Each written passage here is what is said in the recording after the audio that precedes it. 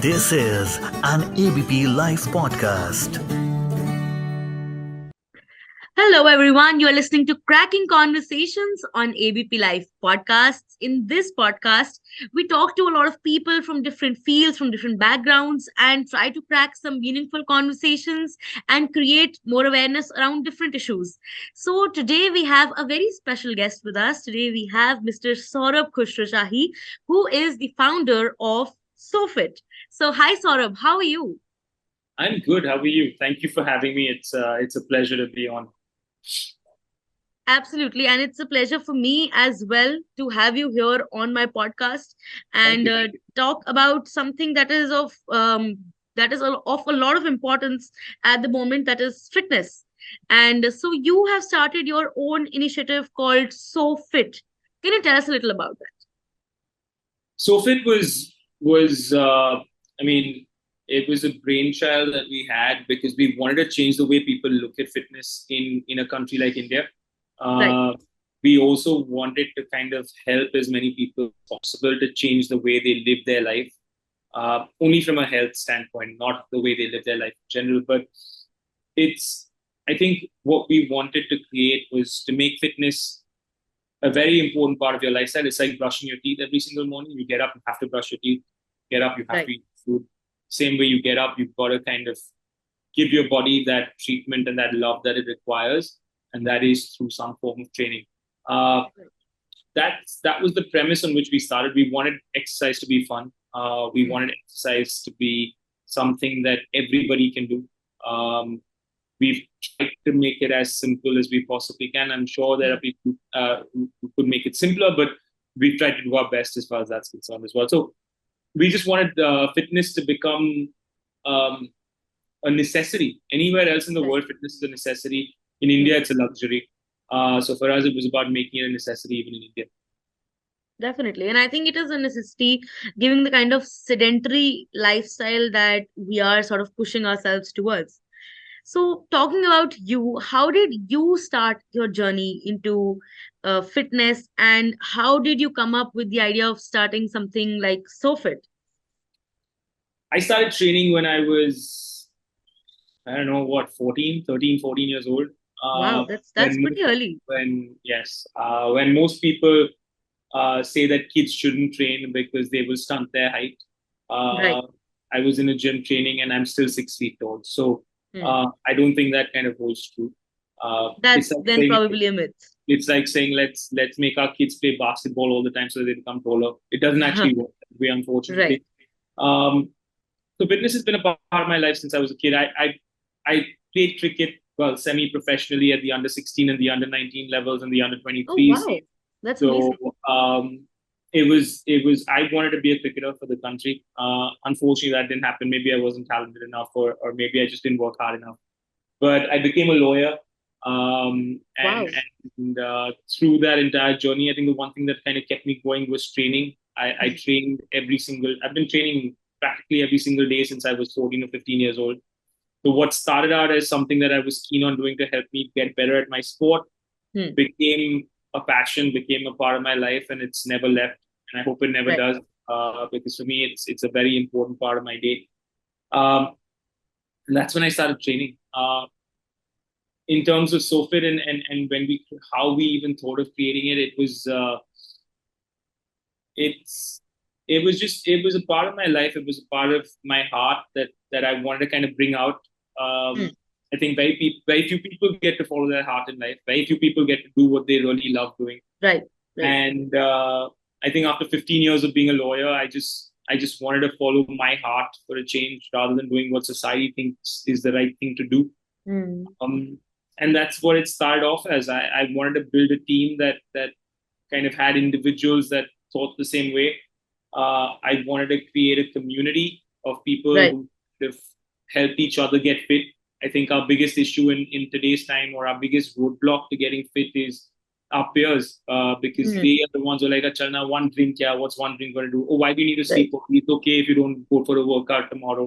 Uh, Right. Right. I wanted Or to create a just let's just go out for lunch. Let's meet over dinner. These kind yes. of things So I sort of wanted to create put a you off community track. that worked out together. I wanted to create a community that encouraged people to work out together. and I wanted to create a community that kind of focused on getting healthier. Right. And that's what we've tried to do through so.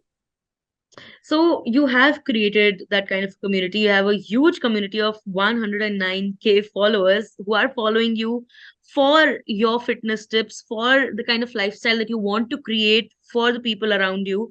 And so kudos to that, because as you said, that the society sort of wants us to be dynamic, but also wants for us to stay on that, paths that we have sort of decided for us, that if you're a lawyer, you should stay a lawyer till the end of your life. But apparently that's not how you should be. If you want to change something, if you want to put yourself on a separate path, you can definitely go for it. Yeah, I think but what I will tell people is that it's a lot of hard work. Um, it's not easy following your heart. It's not easy running your own shop, running your own Right. business. It's a lot of hard work. I have a lot of respect for my friends who are now entrepreneurs because it's You are hard. one. You are Every one of them. Yeah, but it's hard work. It's every day is a new journey. So hats off to everyone who does it. And the only thing I'd say is follow your heart for sure, but know that it's an up and down road. You're going to have Mm. highs and lows, and sometimes maybe more lows than highs, and you've got to kind of ride through that. Right. So you mentioned that you wanted to create a career in cricket, and you have also played cricket professionally under 16 and under 19. So how was that journey? Cricket's the only thing I think my first love is cricket, though my wife would kind of kill me for saying that. But I think she's accepted that as well. Hmm. And it was life. I grew. I mean, the only thing I enjoyed doing as a kid was playing sport, playing cricket, and that was the dream. I think that was every kid's dream in the 90s. Watching Right. Sachin Tendulkar, everyone wanted to become a cricketer. Hmm. There was no IPL when I was a kid, so that It was was that. just probably the World Cup and the Test series and a couple more things around that. Yeah, so that was that, and I had a great time. I still play cricket. I still love the game. I still love the sport, and I will play it every single time I can. The love for that will never die. So someday, hopefully, I will be involved in that sport again.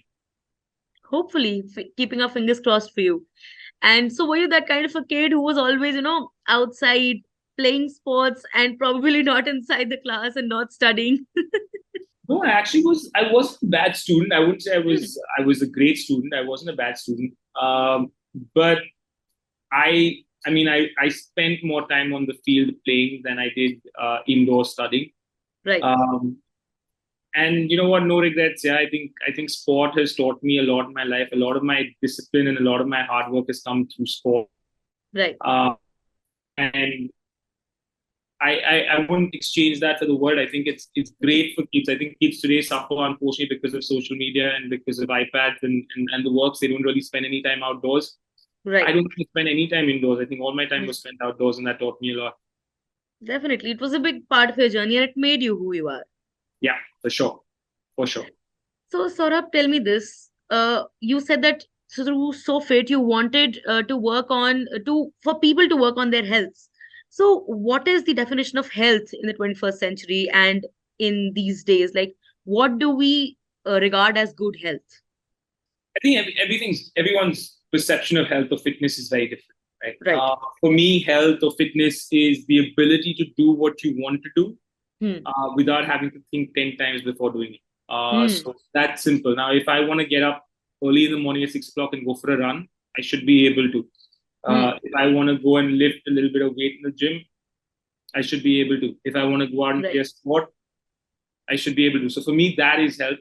That is fitness. It's not about the way your body looks, though that is a very important aspect to a lot of people's training. They want to look a certain way. I've never chased a particular look. I've chased functionality. I want to be functional. I want to, when I'm 50 and my son is 15 years old, I still want to be able to play sport with him. And I want to be better than him. I'm a competitive person. I will always be competitive. And even if he's my son, I want to be better than him. So for me, that is health. That is fitness. It's the ability to move, and it's the ability to enjoy movement.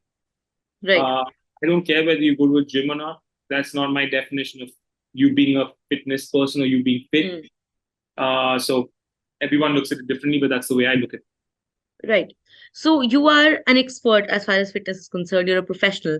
But when it comes to you, if you want to train and if you want to, like, I'm sure that you are already training every day, as you said. So what is that go-to workout for you, or what are those go-to maybe exercises for you that you definitely put in your routine? I have so many. I change the way I train Hmm. as often as, I mean, not as often, but I have goals. I have cycles. I have Right. periods I want to work on certain things, and that's what I kind of focus on. I've always believed that you need structure. Hmm. When you have structure, everything else falls into place. So you've Right. got to have a plan and a structure in terms of your own fitness and your own health. There's certain people I look up to in terms of what they've done and what they've achieved, and I talk to them as often as I possibly can. At least the Like, ones I can kind of talk would to. you like to share who Yeah, are I these people that mean, you look up to? I have. I mean, I have always admired a gentleman called Dr. Kelly Starrett. He Okay. is he's a physical therapist, also one of the first CrossFit coaches in the world. Okay. Uh, Wow. I have worked with him on his mobility courses, and I am certified by him as well. He's someone I look up to a lot. Hmm. He's someone I like having conversations with. This gentleman called Darul. Darul is the guy who started RFT, which is for functional training. I've Okay. again studied with him and learned from him. He's my mentor. I consider him to be my mentor. I don't know whether he's happy about that, but I consider him to Hmm. be my mentor. And I talked to him about working out, training, RFT, and what we want to do with the system. Right. And he's been a great source of inspiration for me. Hmm. There are a bunch of other people I like, I follow, I kind of look up to in terms of that space, but these two are right up there. Right. And as far as your routine was concerned, so it's a more of a mix and match, and you're planning and strategizing on how you want to and what you want to work Yeah, on, that it sort of yeah, pans yeah. out that way. I will. My like I said, my goals are never based on the way my body looks. My goals are based more on strength, on endurance, Right. on what I want to kind of achieve in a particular time period, Hmm. and then I kind of structure that out and work. Right. So, Saurabh, I was going through your Instagram and I saw Alia Bhatt's postpartum photograph with you while she was training. So, how has that experience been? Like training with someone post their pregnancy, post their delivery? There are a lot of myths in people's mind that whether or not one should exercise, what kind of exercise should be there. So, can you tell us a little about that and bust the myths that I there are? mean, listen, I don't think women should stop training just because they're pregnant. I don't think Hmm. women should stop training once they've delivered their baby. In fact, Right. the stronger they are, the better. Of Hmm. course, the way they train, the plan that they have is very different from a person or a normal person who's not pregnant. Uh, Right. so you've got to adapt, you've got to adjust, Hmm. you've got to kind of customize it or plan it based on the individual that you're training. Right. I mean, talking about Alia, Alia is one of the nicest people you'll ever meet. She's someone I'm super, super fond of. She's Hmm. a friend to me. Hmm. And we've kind of been working together now for about 3 or 4 years. Wow. 4 years That's now. amazing. Hmm. So I've seen her through that journey, and for me, she's possibly one of the most hardworking people I've ever come across. Never skips a day, never misses a day, does her thing, and that's why she is where she is in terms of her line of work. Right. And it's a pleasure to train someone like that because she Hmm. just listens, she trusts you, and she listens, and can't ask for anyone better. Right. So, as far as this entire idea of pregnancy and fitness and training during that is concerned, some pointers that young mothers or maybe women who are pregnant can keep in mind while training as they're pregnant. Can you share some of those with us? I mean, if you're someone who's been training before you got pregnant, there Hmm. is no reason for you to stop when you get pregnant. I Right. think you just need to kind of be aware of not increasing the intensity once you've gotten pregnant, Hmm. and check with your doctor and your medical professionals and have someone who is guiding you through that journey. It's very important. Hmm. Uh, Women go through a lot of changes in their body when they become pregnant. Right. And what I have so much respect for them because what they go through, I don't think I could have gone through. Right. And they still have the energy and the ability to kind of come in there and show up for themselves and train. So hats off to them. you just don't increase their intensity and kind of moderate their workouts based on which stage they are in as far as Hmm. their pregnancy is concerned. Women who've never trained before and who want to start training once they're pregnant, that's totally fine as well. But you've got to build them up really slowly and work on not only the physical side but the mental side, because it's hard. It Right. takes up a lot of energy for them, Hmm. and they're already dealing with a lot of issues going on in the body. So complete respect, and they should, in my opinion, strength train. Hmm. Uh, if they don't want to strength train, they can do any other form of training that they like, but it's good for them. In fact, it'll help them when it comes down to delivery, and they'll have a healthier pregnancy. Definitely. And I think these tips would actually help out a lot of people out there who, again, as I said, have certain myths in their head as far as pregnancies are concerned and in relation to working out, especially. Yeah, for sure. I think it's very, very important that they check. Right. Absolutely. So, something that has been questioned and maybe, comments have been added by a lot of people and so-called professionals, not so professionals, is that the proportion of diet and workouts, like how important is the proportion as far as getting fit is concerned for maybe someone who is trying to get into a more healthier lifestyle. So how important is diet and how important is workout when it comes to these two things? Uh, they're both equally important. It's like asking a parent of two kids to choose between their kids. Can't. Right. Think you've got to mix the two. You have to complement your training uh, with good eating habits.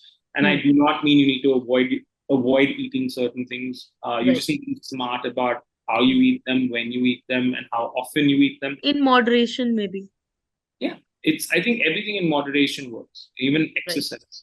Hmm. Uh, so are they go hand in hand. You can't kind of say, okay, I'll only exercise and I won't eat a certain and I'll eat all the crap in the world and I'll be fine. Hmm. You can't outwork a really, really bad eating lifestyle. You Right. can't outwork it. Like I know a lot of people say, I'll eat whatever I want, I'll go train and I'll be fine. It doesn't work that way. You've got to Hmm. kind of mix the two. So for me, they're both equally important. Having said that, I guess the nutrition part is harder, Hmm. because if you look at it, even if you train an hour a day and you train 7 days a week, Hmm. that's 7 hours in a week. There are 23 hours a day you spend outside the gym, and those 23 hours are equally important. So they're harder to control than the Right. 1 hour in the gym. Including three meals and all the stuff we eat in between. Yeah, so to me they're both important, Hmm. but it's harder to control the food than it is to kind of get into the workout routine. Right. So basically, both of them should be balanced if you are trying to get into a healthy lifestyle. Yeah.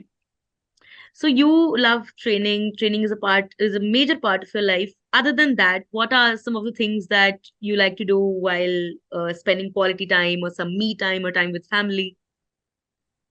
Me time is gym time for me. Hmm. So I once I go into that gym or I'm working out or I'm playing a sport or whatever it Hmm. is me kind of just doing my thing. I Right. love spending time with my family. I love spending time with my two boys, my wife. It I'm an introverted person. Hmm. I don't have too many friends. I have a lot of friends, but no, not very like you. Not everyone has very, very close, Right. a Right. lot of close friends. You have close friends, but not a lot.